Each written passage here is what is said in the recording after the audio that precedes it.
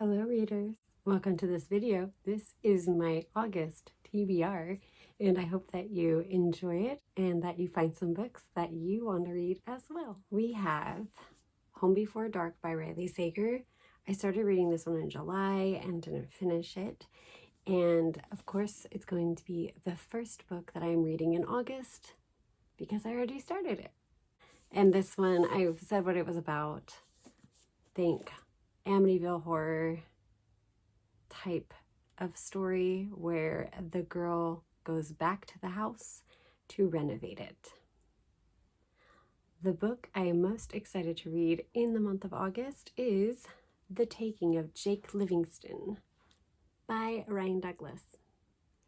I was so excited this came out in July and I went and picked it up the day it came out, and it is a really short book, so I'm hoping I get through it pretty fast because I already know I'm gonna like it.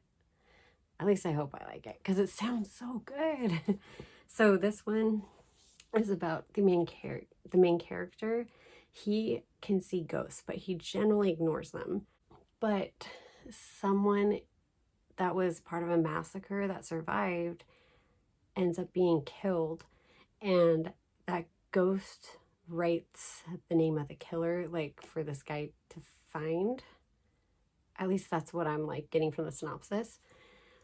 But the killer like died. I think the killer killed himself after killing a bunch of people. And now that ghost, that killer, is a vengeful ghost, and he is after Jake. So Jake will not be able to ignore ghosts now. I'm really excited for this. I think it's going to be good. It is a YA thriller. So The Final Girl Support Group by Grady Hendrix. This also came out in July, same time as The Taking of Jake Livingston. And I'm really excited to read this one because I like that whole Final Girls type thing. And I noticed even in the Jake Livingston book, one person, it was like a sole survivor of a massacre, ended up being killed because they were a survivor. So that's like goes right into this Final Girl Support Group. There's a group of, I think, 5 or 6 women who are final girls, and it's like a secret group, but somebody finds out that this group exists and it is their mission to kill all the final girls. So twisted, right? So I think this one will be pretty creepy, scary. I don't know, scary, but creepy. And hopefully these final girls will band together and survive once again. My nonfiction pick of the month is Librarian Tales by William Ottens. I feel like I've talked about this book a few times, and I'm just so excited to just finally read it. Being a former library worker, I think I will appreciate a lot of the stories in this book. So William Ottens, the author, he spoke to colleagues and stuff at libraries about stereotypes, misguided assumptions, funny stories, pet peeves. So hopefully my 2 years working in the library will help me appreciate this book. I think it will. I'm excited. I hope I'm going to tab a lot so I can share with you the funny stories that I found, and then I can give you some of my own funny stories from my time working in the library, if I have any that I can think of. So I'm very excited for this one. Now to my library book rentals that I have that I want to read this month. And of course, I'm not putting any of my audiobook or ebook books I'm going to read in August on here because a lot of those I don't know when I'm going to get them. It's kind of, I finish one and then I just search for what's available and what sounds good. So you can find out my audiobook and ebook reads at the end of the month. First, we have The Dating Plan by Sarah Desai. So this one was on my July TBR. I didn't get around to it, but I still have it for a little while. This is a fake proposal or fake marriage where the woman is tired of her family trying to get her to marry someone, and they have her life like all planned out for her. So she decides to see if her childhood friend will be her fake fiance, And this works for him too, because in order to get his inheritance, he needs to be married. And so it kind of works out perfectly for both of them. And I'm hoping that the fake dating will turn into real love. Sounds very cute. Another creepy book we have, There's Someone Inside Your House by Stephanie Perkins. I have been wanting to read this one for a while. I have a friend on my Goodreads that read this, and ever since then I was like, ooh, that sounds creepy. I want to try it. So this one is about a girl who lives in Nebraska, and like one by one people are dying at her school, and it just sounds really creepy. So I don't know why. It doesn't say like why people are dying, but the main character has some kind of past they lived in Hawaii and they had something happen and they're moving to Nebraska hoping to get over it. But it's more tragedy.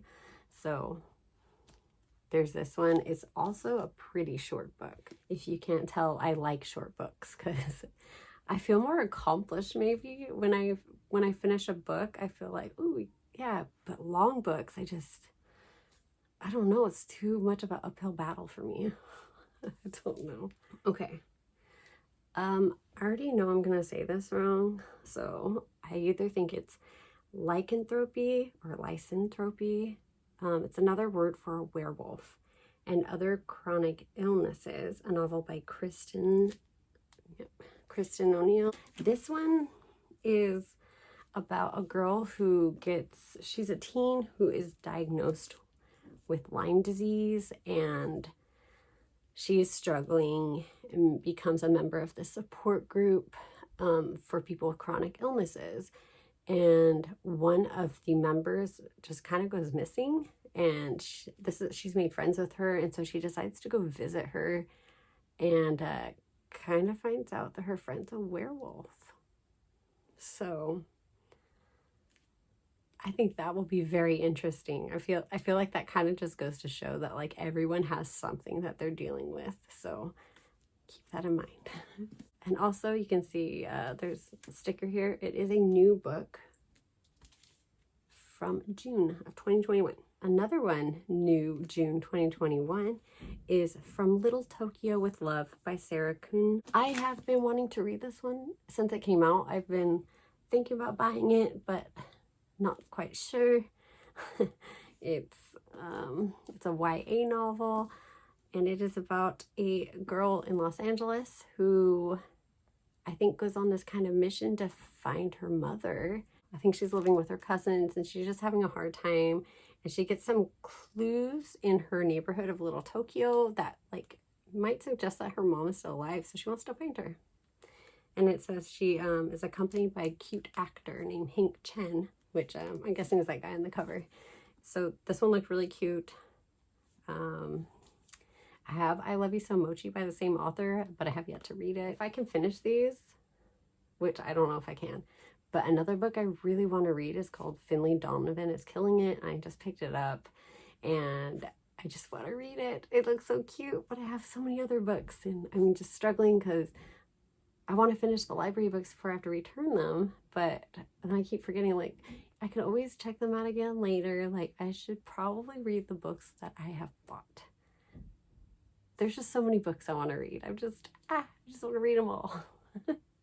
So anyway, I hope you enjoyed this video and that some of these books sound good to you, and I hope that it will inspire you to pick up a book and read.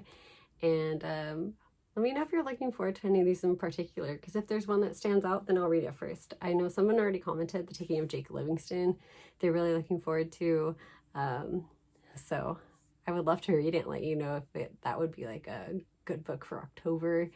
I know as we get closer to October, I'm going to want to read more creepy books. So I feel like I already have, there's about 4 in this pile that I think are kind of creepy and would be good for creepy vibes in around Halloween. So let me know if you want me to read any of these earlier than the rest, and I will try my best. And thank you so much for watching this video, and I hope you look forward to my review of these books, and I will see you in a later video. Bye.